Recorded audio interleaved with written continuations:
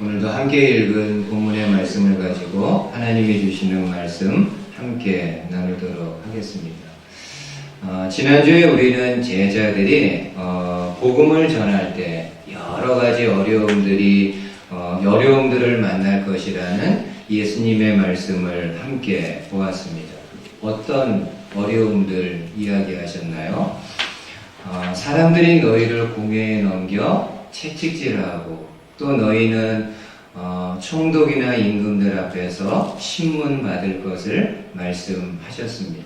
근데 예수님은 제자들에게 너희가 공회나 법정에서 재판받을 때 염려하지 말라고, 무엇을 어떻게 말할 것인지 염려하지 말 것을 말씀합니다. 왜냐하면은 너희 안에 계신 성령님께서 너희에게 필요한 말씀들을 허락해 주실 것이라고 말씀을 합니다. 그러면서 예수님은 제자들에게 믿지 않는 사람들에게 비난받지 않도록, 책잡히지 않도록 지혜롭고 순결하게 정직하게 살 것을 말씀을 합니다. 그리고 만약에 그럼에도 너희들이 이런저런 여러 가지 고난을 만나게 되거든 힘들지만은, 어려운 상황이지만은 끝까지 견뎌줄 것을 말씀을 하고 있습니다. 여러분, 오늘 본문은 제자들이 받을 고난에 대해서 예수님이 조금 더 말씀을 하는데 서두에 이런 말씀을 먼저 하십니다. 한번 좀 보세요. 24절에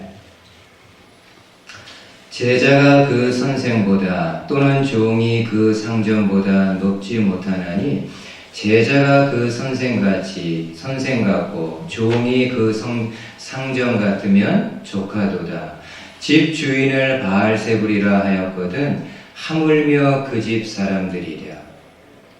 어떤 의미인가요? 너희들의 선생이고 주인인 내가 고난을 받는데 당연히 제자인 너희들에게도 고난이 있지 않겠느냐. 너희들은 나를 따르는 제자라고 하면서 제자인 너희가 고난이 없을 것을 생각하는 것 자체가 바르지 않고 맞지 않은 일임을 말씀을 하십니다. 그러면서 예수님은 제자들에게 너희가 고난을 받을 때 세 가지 면에서 두려워할 필요가 없음을 말씀을 해주십니다. 자, 이런 배경을 가지고 같이 함께 좀 보도록 하겠습니다. 먼저는 26절, 한번 좀 보시죠. 26절. 그런즉 그들을 두려워하지 말라. 감추인 것이 드러나지 않을 것이 없고 숨은 것이 알려지지 않을 것이 없느니라. 내가 너희에게 어두운 데서 이루는 것을 광명한 데서 말하며 너희가 귓속말로 듣는 것을 집 위에서 전파하라. 지금 예수님은 제자들에게 그들을 두려워하지 말라고 말씀합니다.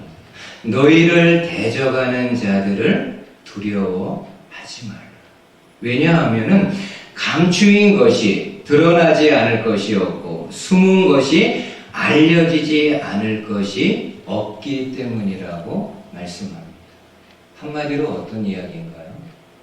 진리는 반드시 드러난다. 진리는 아무리 숨기려고 해도 언젠가는 드러난다. 그러기에 두려워하지 말고 진리인 복음을 전할 것을 말씀합니다. 너희가 가지고 있는 복음, 너희들이 믿고 있는 복음은 참된 진리이기에 자부심을 가지고 담대하게 그리스도의 복음을 두려워하지 말고 전할 것을 말씀을 합니다. 저는 개인적으로 생각할 때 빌라도를 좀 생각해 보면은요, 빌라도가 했던 질문들 중에서 의미 있는 질문 하나가 있다고 생각을 합니다. 종교 지도자들이 예수님을 잡아서 먼저 신문을 합니다. 그리고 나서 빌라도에게 넘깁니다. 여러분, 종교 지도자들이 예수님을 빌라도에게 고소할 때, 고발할 때 어떤 내용을 가지고 고발했을까요? 빌라도가 예수님을 신문할 때 예수님에게 했던 질문을 보면은 알 수 있습니다. 빌라도가 예수님을 신문할 때 첫 마디가 이겁니다. 내가 유대인의 왕이냐? 그러니까 종교 지도자들이 이 내용을 가지고 예수님을 고발한 겁니다. 예수는 자칭 유대인의 왕이라고 하면서 백성들을 선동하고 있다. 우리에게 왕은 로마 황제고 로마 황제의 다스림을 받고 있는데 이 예수라는 사람이 자칭 유대인의 왕이라고 하면서 백성들을 미혹하고 있다라고 빌라도에게 고소를 하게 됩니다. 예수님이 빌라도에게 뭐라고 대답합니까? 내 나라는 이 세상에 속하지 않아. 그리고 나는 왕으로 진리를 증거하기 위해 이 땅에 왔고 진리에 속한 자는 내 소리를 듣는다라고 말씀합니다. 그러자 빌라도가요, 유의미한 질문을 합니다. What is truth? 진리가 무엇이냐? 네가 지금 나에게 진리를 이야기하는데 과연 진리가 무엇이냐? 여러분, 이 질문은 빌라도의 질문일 뿐만이 아니라요, 신자인 우리가 계속해서 우리 스스로에게 물어봐야 될 질문입니다. 진리는 무엇인가? 나는 바르게 진리를 알고 있는가? 나는 바르게 진리를 믿고 있는가? 나는 하루하루 살아가면서 진리를 따라 진리를 추구하면서 살아가고 있는가? 여러분들이 믿고 있는 진리는 어떤 겁니까? 어떤 진리를 믿고 하루하루 신앙생활을 하고 있습니까? 예수님은요, 분명하게, 클리어하게 말씀하십니다. 내가 곧 길이요, 진리요, 생명이라고 하시면서 당신 자신이요, 진리 자체임을 이야기를 하고 있습니다. 저와 여러분들이 믿고 있는 예수 그리스도가 하나님이 이 세상에 주신 가장 절대적인 진리임을 말씀하고 있습니다. 여러분, 공자가 이런 말 했습니다. 우리가 많이 알고 있습니다. 공자가 이런 말을 했는데요. 아침에 도를 깨달으면 저녁에 죽어도 좋다. 아침에 진리를 만약 깨달을 수만 있다면은 저녁에 내가 죽어도 여한이 없다. 그만큼 공자는 진리를 사모하며 살았던 사람임을 알 수가 있습니다. 또 그런 사람이 있어요. 여러분, 누가복음에 보니까는 시므온이라는 사람을 소개합니다.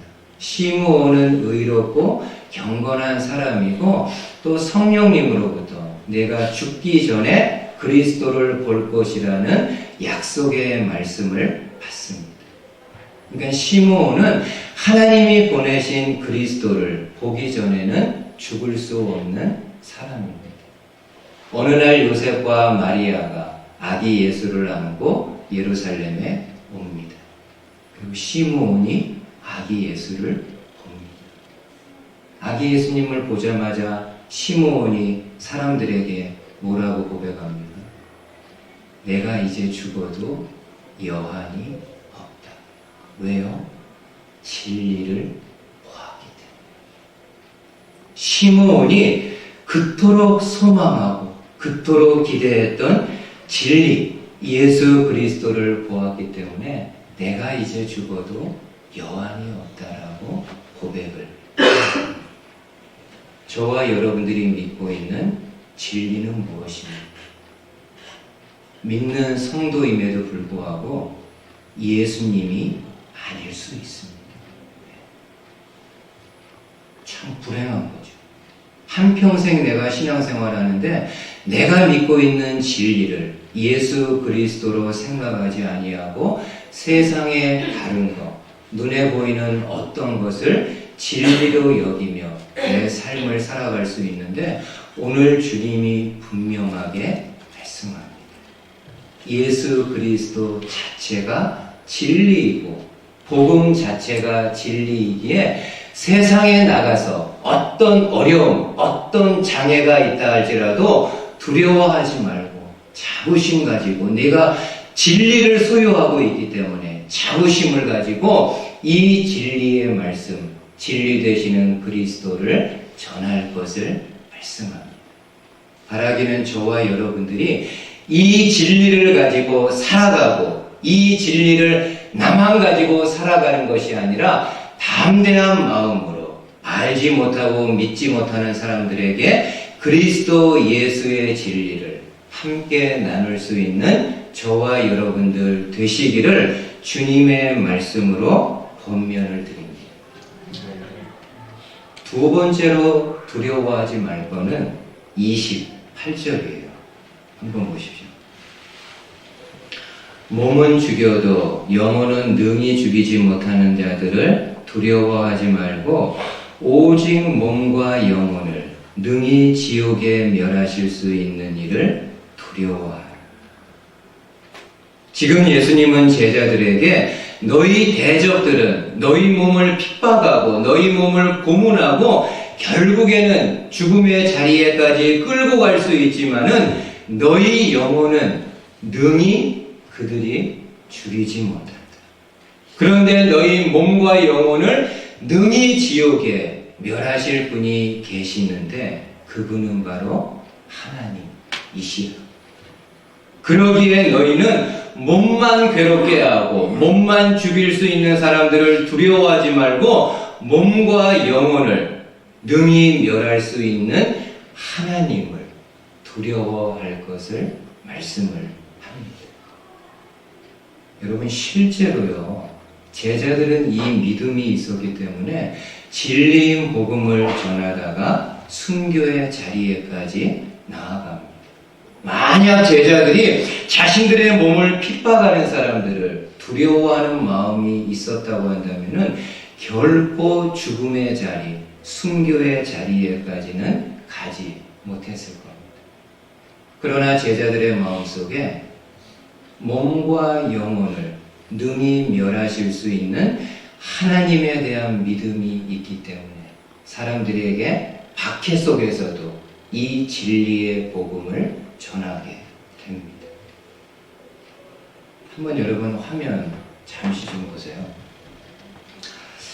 혹시 이 영화 보셨는지 모르겠는데 2004년에 개봉한 다큐멘터리 영화입니다. 제목이 송환입니다. 돌려보내는 것. 이 영화는 우리나라 영화로는 처음으로 그 선댄스 영화제에서 수상한 작품이라고 이야기합니다. 이 영화의 이야기는 비전향 장기수들의 이야기를 다루고 있습니다. 여러분, 비전향 장기수들이란 6.25 전쟁 이후에 남한의 포로가 된 북한군이나 남파 간첩들이 있는데 이들이 본인들의 사상을 버리지 않고 끝까지 북한의 사상을 고수한 사람들을 이야기를 합니다. 이들이 남한에 있으면서 오랜 기간 감옥 생활을 합니다. 1, 2년 아닙니다. 보통 20년 혹은 30년 이상을 감옥에서 생활합니다. 근데 감옥에서 생활할 때 뭐 편안하게 주는 음식 먹으면서 그렇게 지내는 아니에요.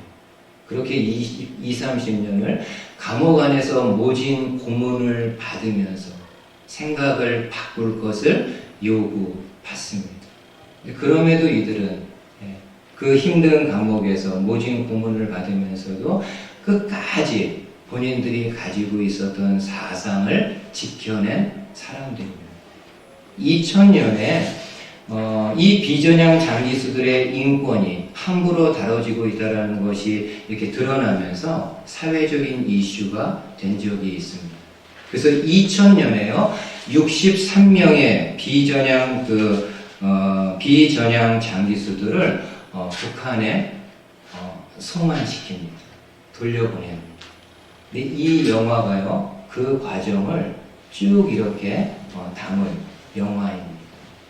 제가 마지막 장면을 기억을 합니다. 63명의 비전향 장기수들이 이제 북으로 이렇게 이제 가는데, 그 중에 한 할아버지가 이렇게 이제 인터뷰하는 장면이 있습니다. 한번 들어보세요. 그러니까 30대 때 포로로 잡혀가지고 노인이 된 거죠. 노인이 돼가지고 이제 북한으로, 고향 땅으로 돌아가는 겁니다. 이렇게 인터뷰합니다. 이곳에서 오랜 수감 생활과 모진 고문이 있었지만은 그것들이 나의 몸은 가둘 수 있었지만 나의 영혼만큼은 가두지 못했다. 이곳에서 오랜 수감 생활과 모진 고문이 있었지만 그것들이 나의 몸은 가둘 수 있었지만 나의 영혼만큼은 가두지 못했다. 여러분, 제가 지난주에 초대교회 순교자들의 재판 내용을 기록한 나는 그리스도인입니다 라는 책을 좀 잠깐 소개를 해드렸습니다. 한 번만 더 좀 이야기할게요. 그 내용 가운데 177년경쯤에 한 그리스도인이 재판받은 내용이 나옵니다. 그 사람은 비엔나의 그 젊은 집사인 상투스라는 사람입니다. 근데 이 사람은 로마 법정에서 재판을 받는 내내 아주 독특한 모습을 드러냅니다. 재판관이 어떤 거를 물어보든 어떤 거를 신문하든 나는 그리스도인입니다 라는 대답밖에 안 합니다. 바보이기 때문에요? 아니요. 심지가 있는, 재판관이 어떤 거를 물어보든 나는 그리스도인입니다 라고만 답합니다. 재판관이 물어봅니다. 이름이 무엇인가? 나는 그리스도인입니다. 출신이 어딘가? 하는 일이 무엇인가? 나는 그리스도인입니다. 노예인가 자유민인가? 나는 그리스도인입니다. 마지막으로 재판관이요, 상투스에게 말합니다. 만약 내가 이 자리에서 예수 그리스도를 부인하고 저주하면 바로 이 자리에서 놓아줄 수 있다고 이야기합니다. 그때 상투스가 나는 그리스도인이기 때문에 그리스도를 부인할 수 없다고 고백합니다. 그래서 결국에는 빨갛게 달궈진 쇠의자에 앉아 고문을 받다가 결국에는 순교합니다. 순교할 때 마지막 고백도요, 나는 그리스도인이라. 여러분, 상투스가 이렇게 할 수 있는 거, 분명히 그냥 말로만, 입술로 한번 모른다고 눈 한번 질끈 감으면 생명을 보존할 수 있는데도 불구하고 그렇게 모진 고문을 받으면서도 나는 그리스도인이라고 이야기할 수 있었던 이유는 무엇일까요? 혹시 이런 거 아닐까요?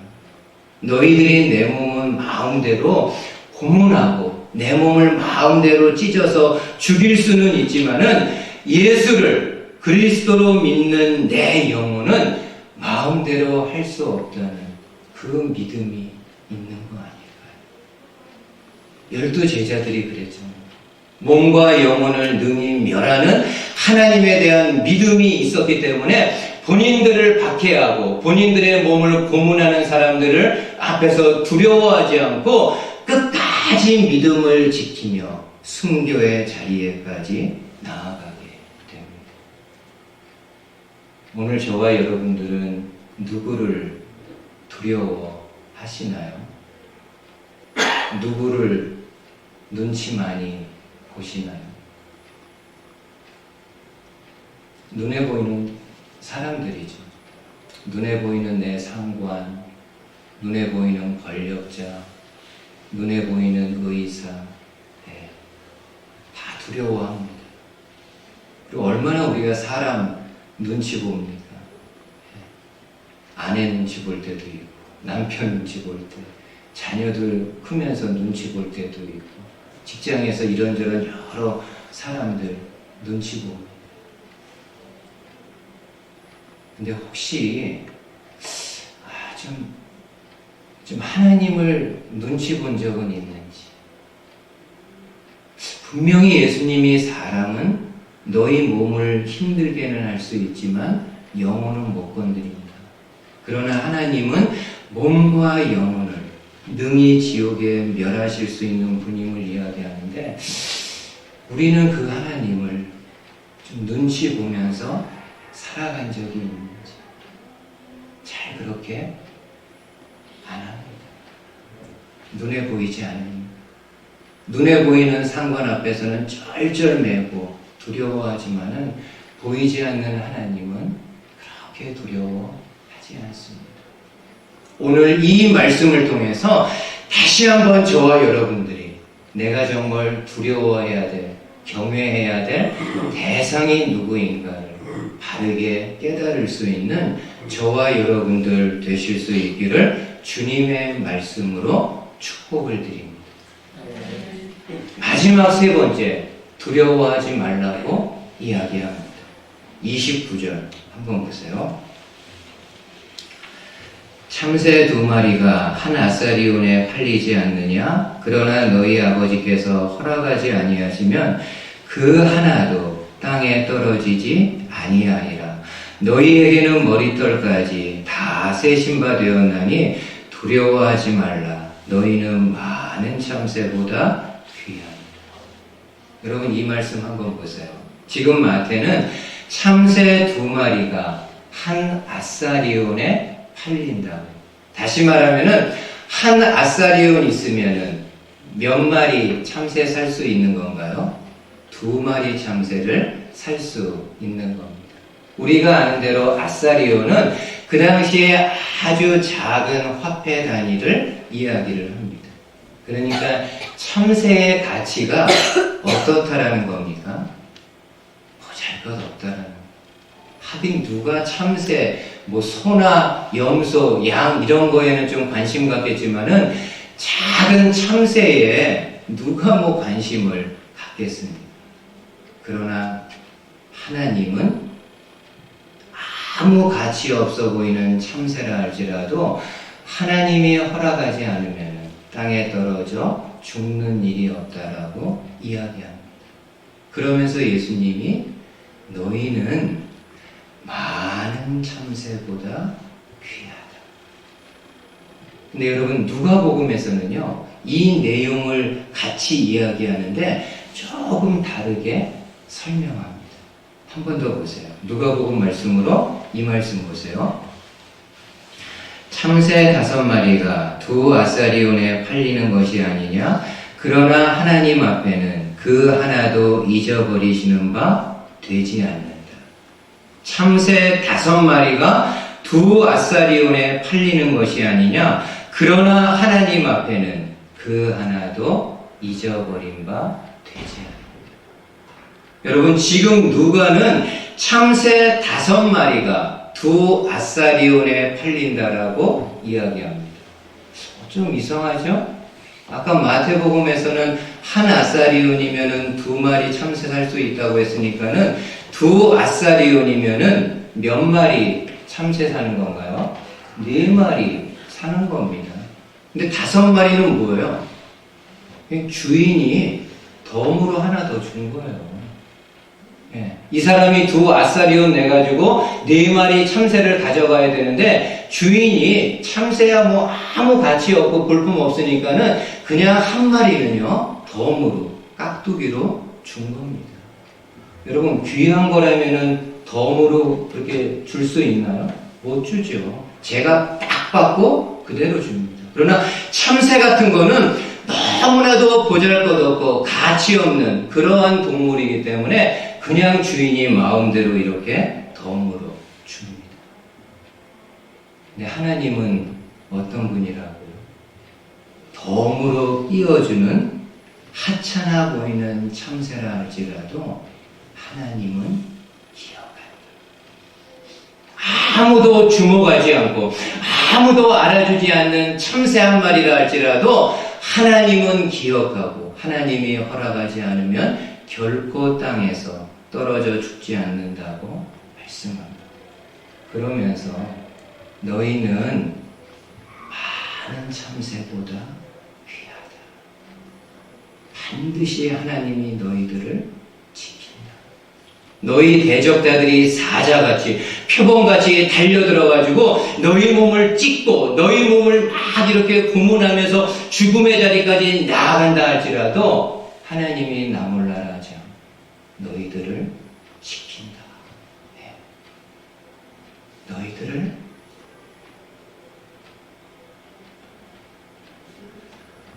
보호한다.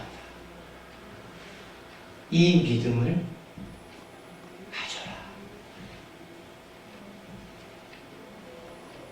여러분, 구약에 신명기서 말씀이 있습니다. 이 신명기는요, 모세가 죽기 전에 이스라엘 백성들에게, 그들이 가나안 땅 들어가기 전에 마지막으로 이스라엘 백성들에게 한 말씀입니다. 이제 광야에서 태어난 광야 2세대들이 가나안 땅에 들어가게 되는데, 모세가 마지막으로 죽기 전에 본인은 가나안 땅 못 들어가니까는 그 광야 2세대 젊은 이스라엘 백성들에게 하나님이 어떤 분이셨는가를요 소개를 해줍니다. 거기에 이런 말씀이 있습니다. 마지막으로 한번 보세요. 신명기 1장에 좀 길지만 한번 보세요.